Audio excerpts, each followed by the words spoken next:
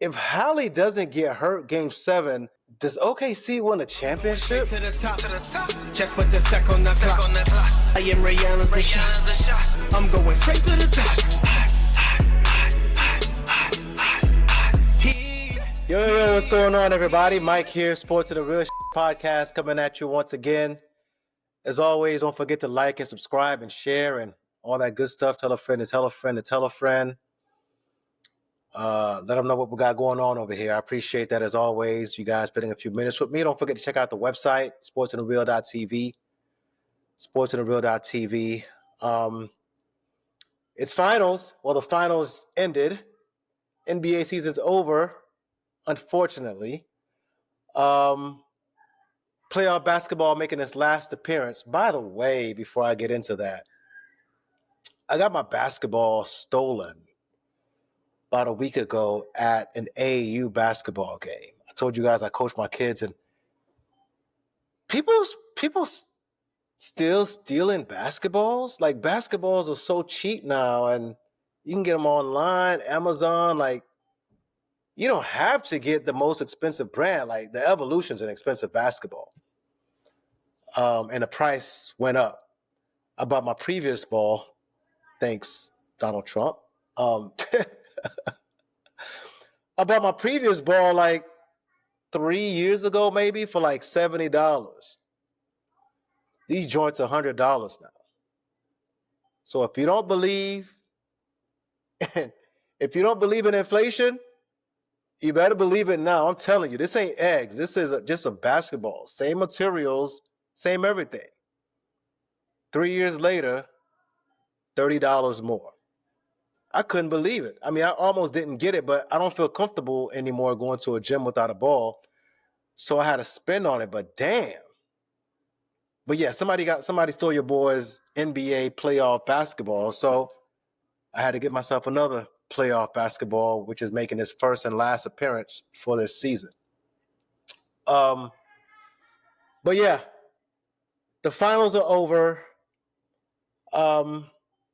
So let's talk about that a little bit. First of all, congrats to the Oklahoma City Thunder. Really great team. I picked against them. Against Denver. I picked against them against Minnesota. I wasn't really confident about that pick. I only picked Minnesota in that series because I wanted Ant to win. I had picked Ant to win since the beginning of the year. I knew that wasn't going to work out, but it is what it is. So I picked Denver to win. I thought Joker would be too much. That wasn't the case, right? Joker, Aaron Gordon, I thought their size would be a matchup problem. I thought, again, Anthony Edwards, would go crazy, show that he's the Michael Jordan of this generation, and my man's ain't there yet. Got more to work on before he gets there. And then I picked OKC to smash the Pacers. They did the opposite of that. And it got me wondering, like I said, congrats to OKC taking nothing away. Congrats to Thunder fans. Like, you guys have been waiting a long time. But it got me wondering, like, if Hali doesn't get hurt game 7, does OKC win a championship? And it's odd because Indiana's not that great of a team. I wondered how they even made it this far, right? So injuries played a large part in this whole playoffs. And I don't remember growing up previous years where significant injuries played a role like that in playoff series after playoff series, right? Dame is hurt. He could barely play, and then he gets hurt for real. Achilles, done. And these are major injuries. These guys are going to miss all of next season. And then you think, okay, Boston, I had picked Boston to win the whole thing anyway.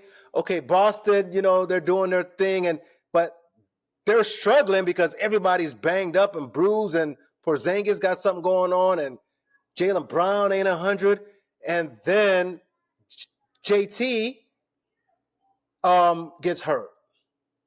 Tatum gets hurt, and he's gone for all of next year. Achilles. And it's one injury after another. Like, hardly any of the series was played between two whole teams. Ridiculous. Steph gets hurt. Like, if Steph doesn't get hurt, Minnesota's probably going home early.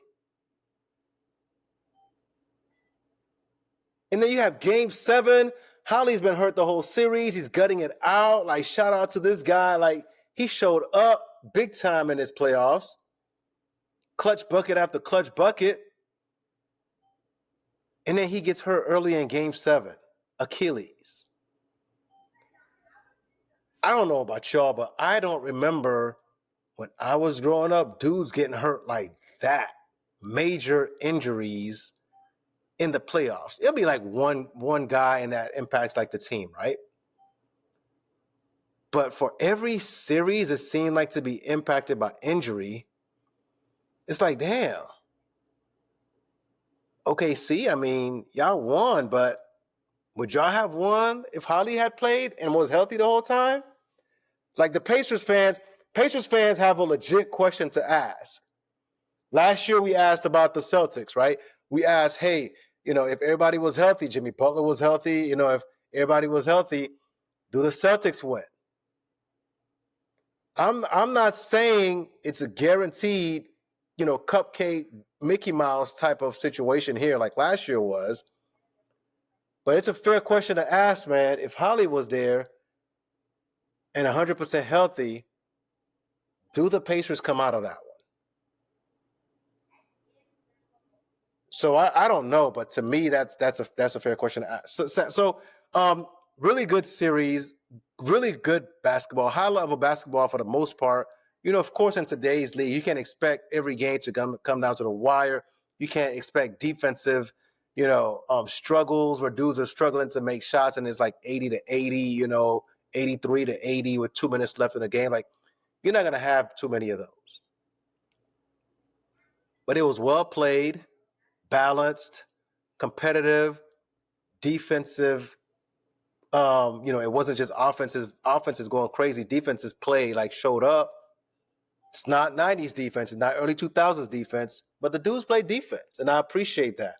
For this kind of basketball, for this version of the NBA, that was some really good defense being played out there. I'm a defensive guy. I love defense.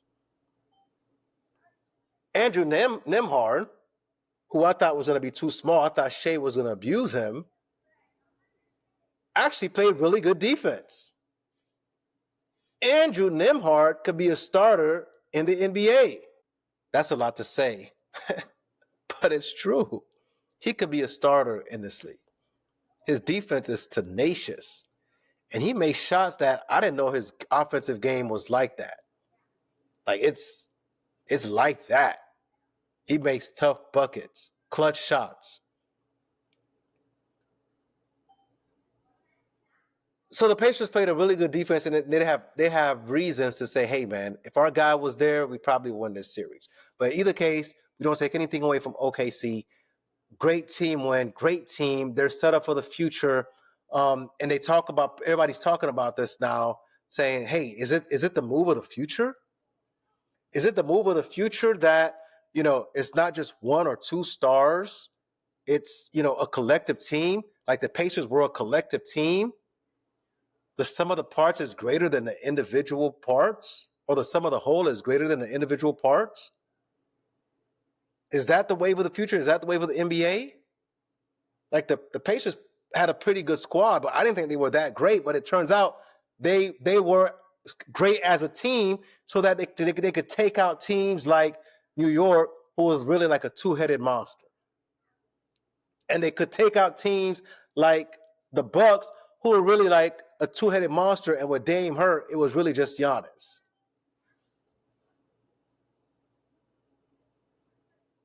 So I don't know if that's the wave of the future. What I do know is that the teams right now don't have the greatness that previous teams might have had that would have made all of this a moot point. Let me tell you what I mean. So everybody's saying, yeah, OKC set up for the future, just like they were saying last year that Boston set up for the future because they're so deep and all this and that. And that's all well and good. But you know what I don't see? I don't see this Oklahoma City team beating some of the other great teams of the past who weren't as deep but had the star power. Like I don't see OKC beating like LeBron and Kyrie, in his return to Cleveland. I don't see that. Like I see LeBron and Kyrie going crazy, even though that team wasn't as deep. Like LeBron by himself with Kyrie hurt, almost beat the damn Warriors, who kind of put on a mini dynasty together, well, a real dynasty, really.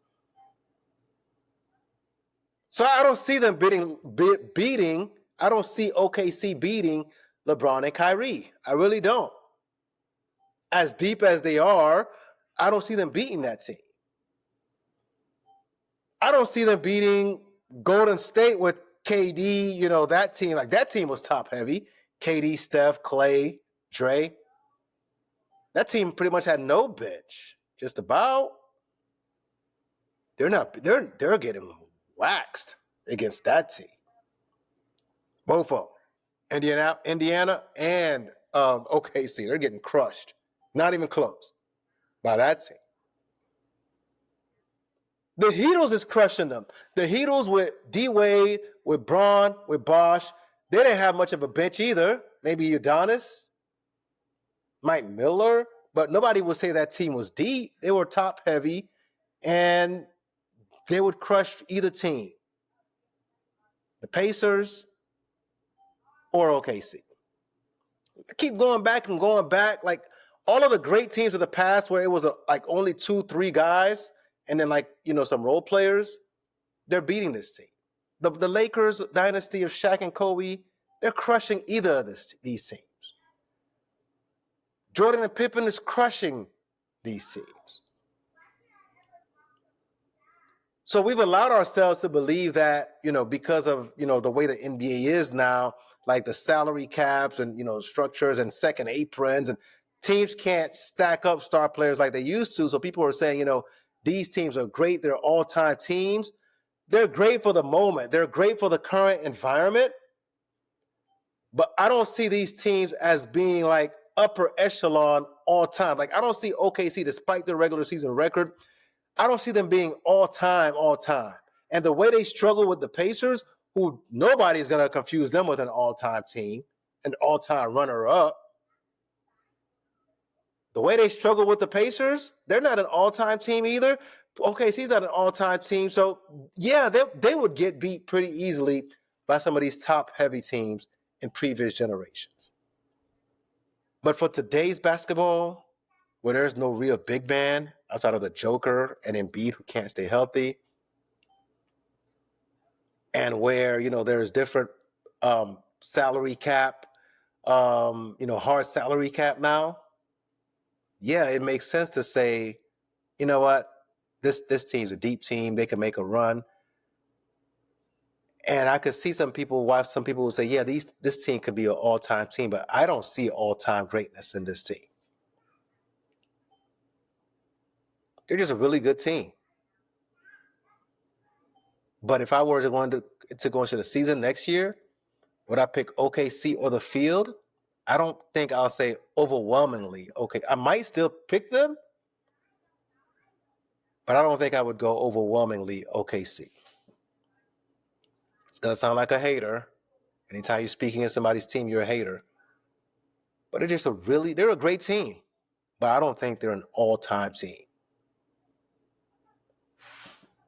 But good window. One of the things, if we move on, one of the things that, I kept hearing about, is the fact that there was no hype around the NBA Finals. And it was true. It turns out it was true.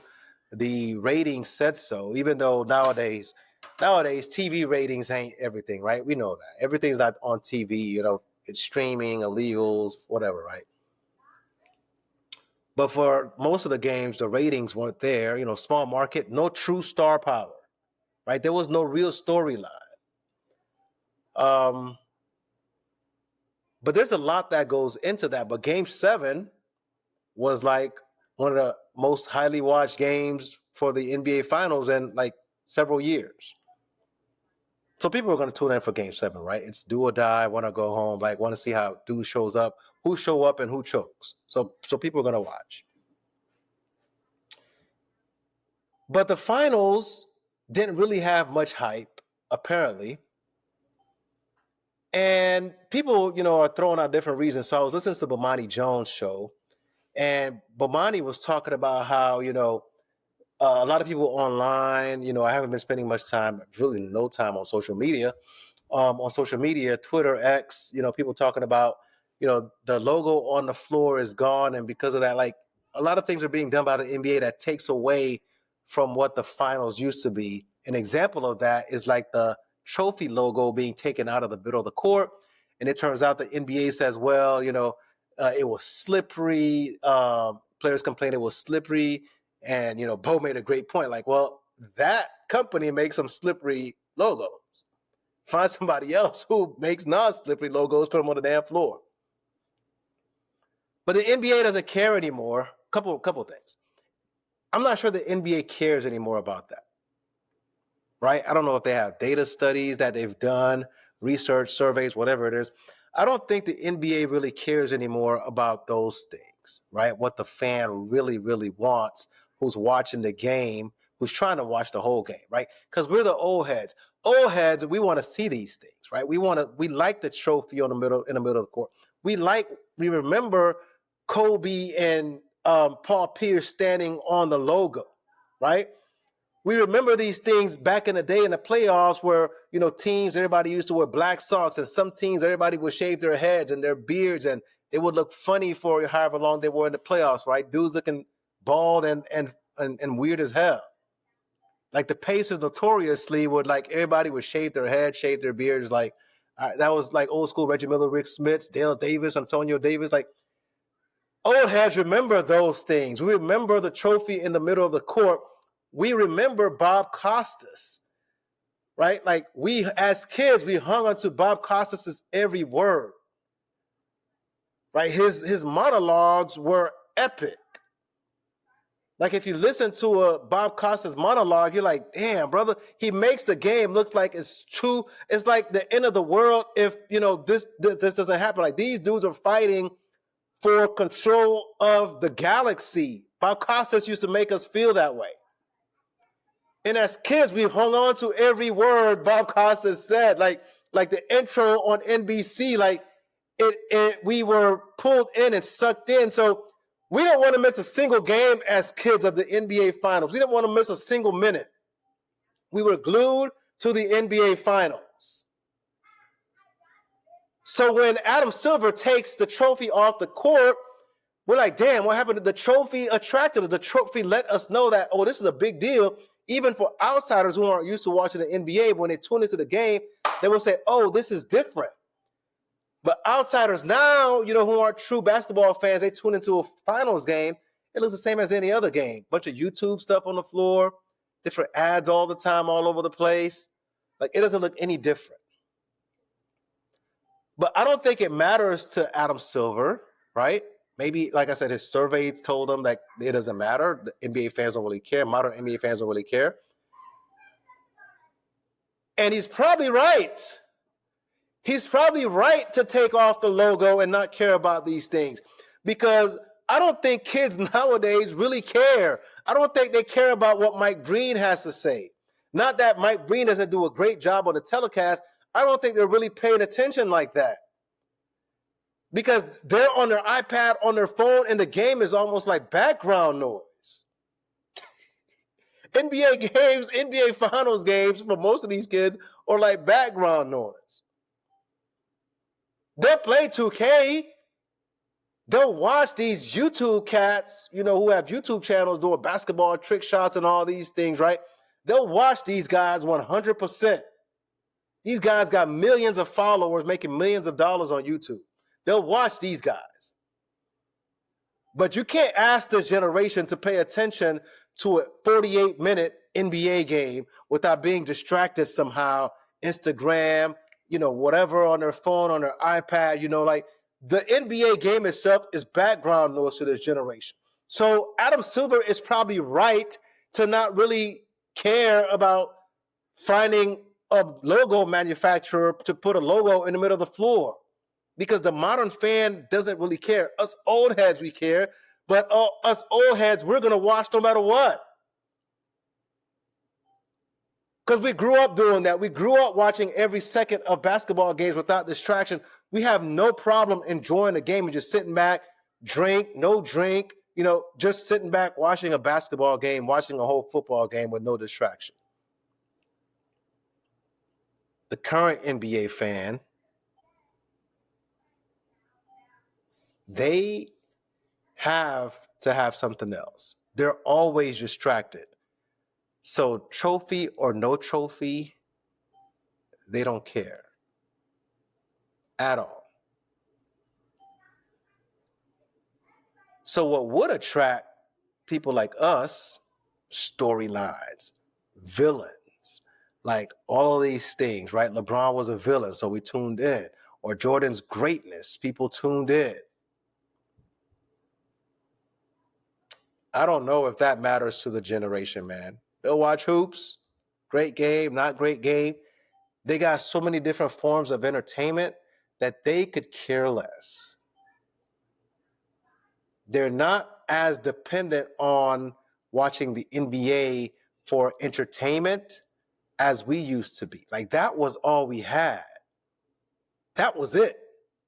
We watched the basketball game, game was over, we going to sleep. These guys, they got 100 different things. And school is out? They ain't got to go to sleep early? Oh, man. Good game, bad game, it's all right. So they're not as focused on the other aspects of the game that would make it more interesting. That makes, to us, we remember the finals growing up. Like, it was like, those things were like, felt like epic battles of giants, of gods. Dudes don't care nowadays. Instagram while the game's going on. They don't even know what Mike Breen talking about. they don't even care what Mike Breen talking about. What'd you say, Dorsberg? Richard Jefferson? They don't even care.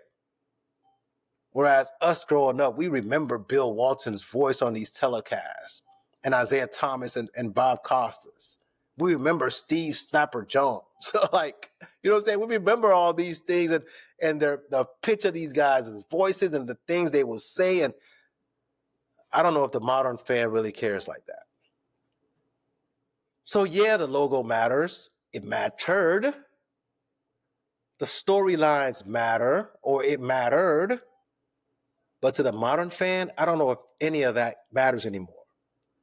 I don't think the ratings are ever going to, I know the ratings are never going to come back to what they were before, because there's way too many other outlets for entertainment. But even for the people that do watch, I don't know if they really care like that. I really don't. All right, let's move on. So one of the storylines, this hit home, man. I'm sorry, this hit home. This hit home. I got in my feelings, all right? So I got to say this. I love Jalen Williams, J-Dub. Like, since he was a rookie, I was like, this kid's going to be a star. And he has become one. One of the best players in the league, no doubt about it. And he has room to grow. But the reason why Scottie Pippen lashes out every once in a while at Michael Jordan is because the media and fans disrespect this dude all the time.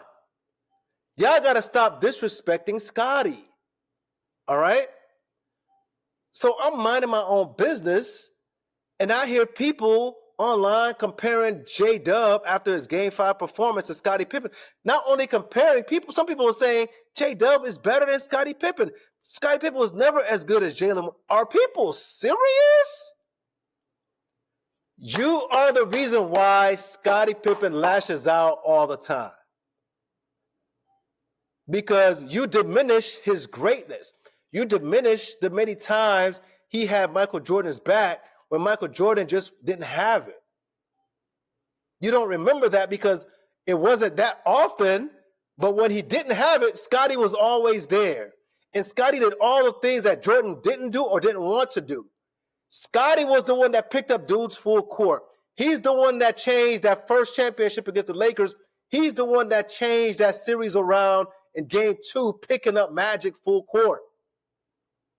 He did.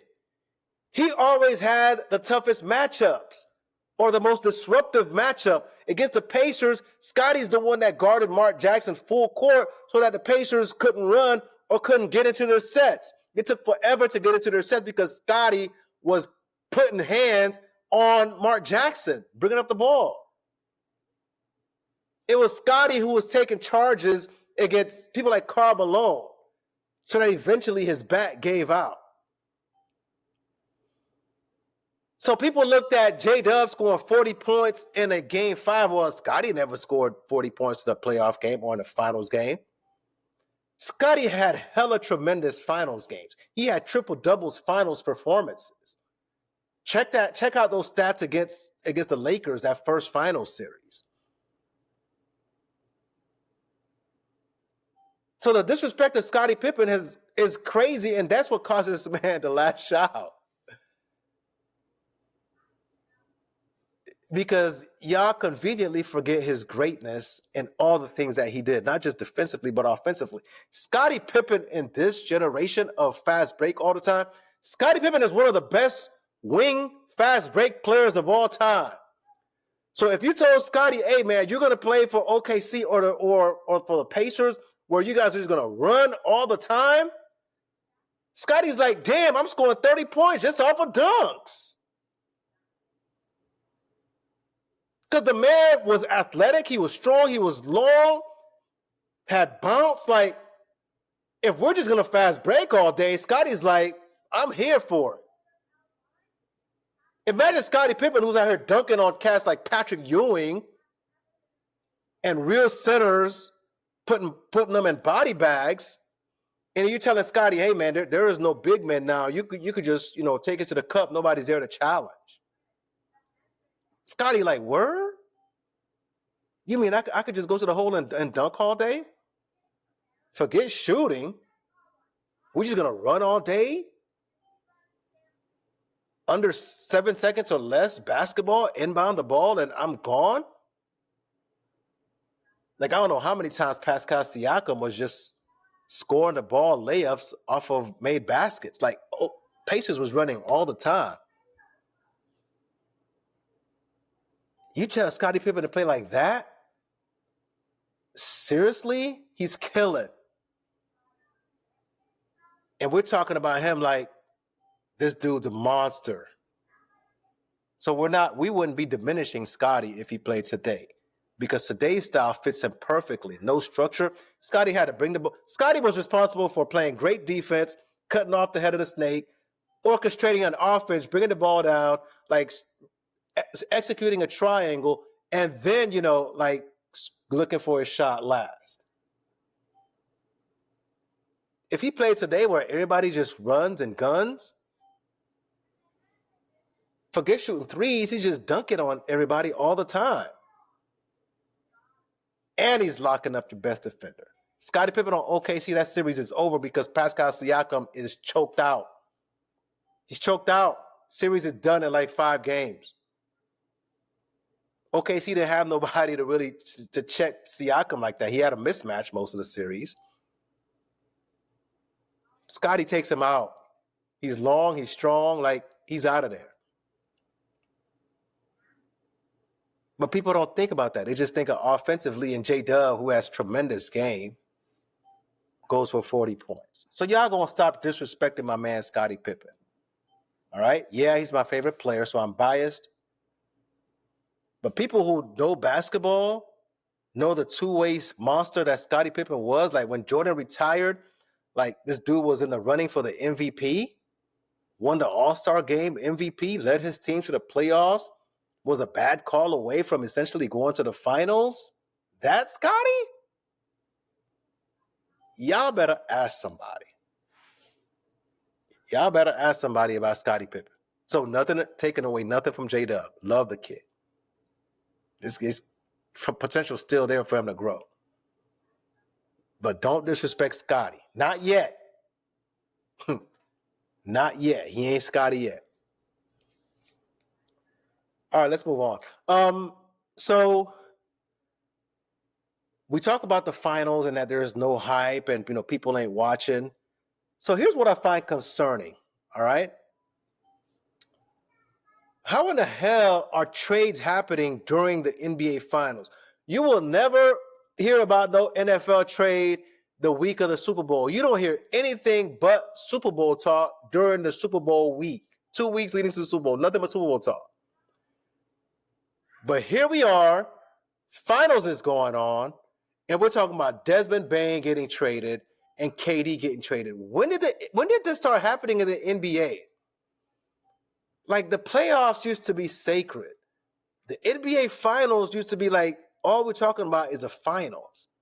But somewhere along the lines, I don't know if it's the media that's made it this way. I don't know it's people's lack of attention span. But somewhere along the way, we've gotten to the point where NBA teams are like, F it. We're going to be doing trades in the middle of the finals. Like, what in the world? The finals going on? We're making trades now? Adam Silver got to get a hold of that. Like, yo, y'all got to hold off. There has to be some kind of dead period where we're not doing anything. We're not talking about trades. We're not doing anything until after the finals is over. Give the finals a chance to end. Give it some room to breathe. And then let's do some trades, fellas. You can't be trading KD, an all-time player, and Desmond Bane, a tremendous talent. Like, these ain't things that are going to go get swept under the rug. Like, these are major trades. In the middle of the finals, when people should be talking about the games, we're talking about trades? What? That's problematic. So I talked about, the fact that, the lack of interest, the lack of storylines, there is no villains, there is no superstar, great player that everyone's rooting for. Like, and then the NBA says, yeah, let's add to it by allowing dudes to be traded in the middle of the finals. That's crazy to me. So that's what I had to say about that. Now, on to the trades themselves. KD for Jalen Green, impressive. I like that for Houston. I told y'all after the Rockets got eliminated, I didn't like Jalen Green as a number one. And Houston heard me, and they're like, yeah, I agree with you, Mike. You're right, Big Mike. Like, Houston, like, Jalen Green, potential, crazy athletic, but potential gets a lot of coaches and GMs fired. And after all these years, he's still not playing smart basketball, taking bad shots, inefficient. He's not a true number one option. You can't trust him as a number one option. So I said, hey, build around Scottie Pippen 2.0, the Thompson twin. Amen. Amen. And, build around the Thompson twin and Şengün. I said that. Now, KD coming in, he's older. He's on his way out. But he's going to provide better scoring for that team than Jalen Green. Now, they had to get rid of Dylan Brooks, who's a bit of a enigma. He D's up, but he picks up dumb fouls sometimes. He trash talks the wrong people, right? Sometimes I feel like he gets in his own head and he talks himself out of the game. But he's a defender. So you don't want to get rid of a defender because that's their identity. And KD's past the point of really locking up. But I think he's going to improve them offensively tremendously. So Houston is going to contend, I think, next year. They're probably going to add some more pieces, make some other moves. So Houston's going to contend again. And I wouldn't be surprised if they go deep. Turns out that Minnesota was trying to get KD. Whew. KD and Ant. Yeah, that would have been tough.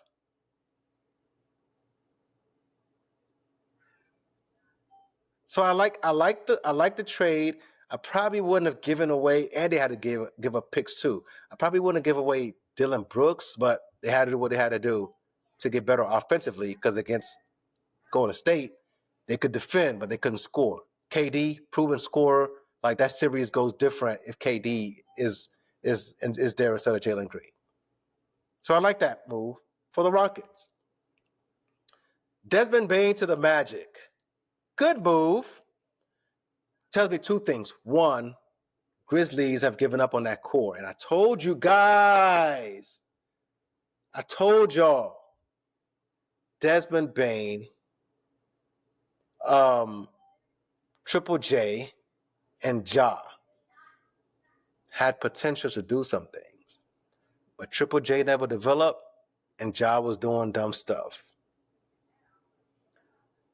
The saddest thing in life, if this is your first time listening to this podcast, I've said this about 100 times on this podcast. The saddest thing in life is wasted talent. Triple J, wasted talent. Too big to be out there just shooting step back threes. Should be a monster in the paint. Big, tall, long ass arms. Should be a monster, unstoppable. But he's shooting step back threes. And people clap for him for doing that. And Ja, tremendous talent. Sky was the limit. Almost had the world in his hand. And then he throws it away. Don't assume tomorrow will be there, folks. I said that a couple episodes ago for the kids. Ja is an object lesson. Don't assume that tomorrow's promised. So Desmond Bane is gone. So that trio, which had major potential, could have done some things, is now broken up. Grizzlies get KCP back and Cole Anthony in 4 unprotected firsts for Desmond Bane? God dang. Either people saying the draft ain't that good no more, it's better we just go after some vets, or people really feeling Desmond Bane. The Magic are really feeling Desmond, and they needed Desmond Bane. They need someone like Desmond Bane. They need a scorer because they struggle. They struggle to put the ball in the basket for periods of time. So he's going to be a good addition for the Magic. Cole Anthony probably going to be backing up Ja, and Ja can't really stay healthy anymore, so he's probably going to get a lot of minutes. KCP's a good vet to have on the squad. So Memphis is probably going to make some other moves. They'll still be there. I like that squad. Now, listen, they got rid of Taylor Jenkins. I don't know how that new coach is going to work out, all right? That's a different conversation. But they still have a team. I don't think they'll be scrubs. But this is an improvement for the Magic. I like Cole Anthony, but this is an improvement for the Magic. They get Jalen Suggs back. Paolo continues to develop. The Wagner the Wagner brothers, especially Franz. Franz is my man. I just like this kid's tenacity, his toughness. He don't give a damn. He's coming at you. I think the Magic have a potential in the East. So they might be pretty scary next year. We'll see how he gets integrated, but the Magic are going to do something. Especially since now the Celtics are going to be without JT. Hali's gone for the Pacers, so they're not going to be much of a threat like that. Dame, he's gone for all of the year, so Milwaukee is going to be Giannis. Hey. Eastern Conference is going to look real different. Eastern Conference is going to look different. Literally, the Celtics ain't the same. Pacers ain't the same. Milwaukee ain't the same. That's 3 of the top 5, 6 teams. So yeah, it's gonna look different next year. Now I don't expect those teams to be terrible, but they're not gonna be the same contenders like they were this year, fully healthy, like they would be expected to be if they were fully healthy. But good trade for the Magic. Memphis is probably going to do some other things to rebuild around Ja and Triple J. KD, is this his last run? We'll see. I don't know if he wanted to go to Houston, but I think it's a good fit. He brings them offense where they really need it. Much better shooting efficiency. But he may be too old to really deliver like when it counts. So we'll see. All right, y'all. I will leave it there. NBA season's over. It's sad. Off season's coming up. This is a real off season when there is neither NBA nor NFL nor college football. This is like the dead time, right? When I was a kid, this dead time used to feel like a whole year between NBA finals and football started. But really, it ain't that long because training camp starts soon, July, and then preseason and then regular season for football. So it really ain't that long. Before you know it, it's October and we're talking basketball again. But I appreciate you guys hanging out with me this NBA season. Look out for some more episodes about different topics. I think you'll want to stick around for during the off season, during this real off season. Talk about some real stuff that I think you'll like. So tune in for that, for those episodes. But appreciate y'all hanging out with me once again. As always, Mike, posting the real shit. Y'all be good. Peace. I'm going straight to the top. Just put the stack on the clock. I am Ray Allen's a shot. I'm going straight to the top.